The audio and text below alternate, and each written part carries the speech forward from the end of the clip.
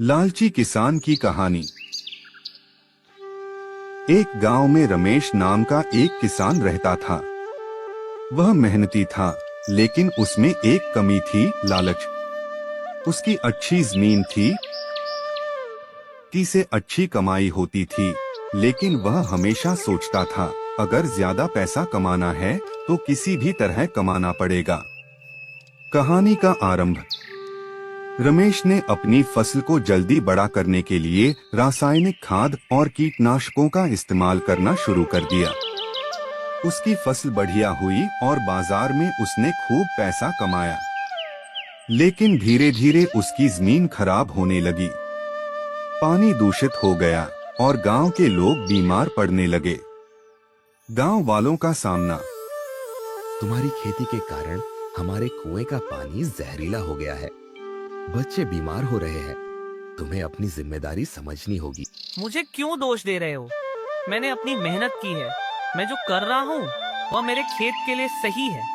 हमारी लालच की वजह से पूरी प्रकृति और गांव को नुकसान हो रहा है। हमारी लालच की वजह से पूरी प्रकृति और गांव को नुकसान हो रहा है। हमारी लालच की वजह से पूरी प्रकृति।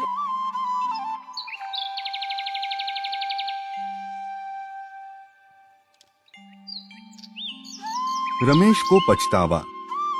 कुछ दिनों बाद रमेश ने देखा कि उसकी जमीन से उपज कम हो रही है। खेत बंजर होने लगे। गांव में उसे सबने दूर कर दिया।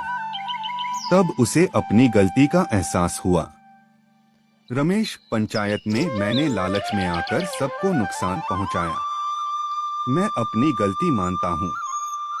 अब मैं जैविक खेती शुरू करूंगा और अपनी जमीन को फिर से उपजाऊ बनाऊंगा। कृपया मुझे एक मौका दीजिए। परिवर्तन और संदेश। रमेश ने जैविक खेती की ट्रेनिंग ली और गांव में दूसरों को भी इसके लिए प्रेरित किया। कुछ ही वर्षों में रमेश का खेत फिर से हरा भरा हो गया। अब गांव में स्वच्छ पानी और ताजी हवा लौट आई। रमेश, मैंने सीखा है कि लालच हमें अंत में खाली हाथ छोड़ देता है। असली खुशी तब मिलती है जब हम अपनी धरती और समाज का ध्यान रखें।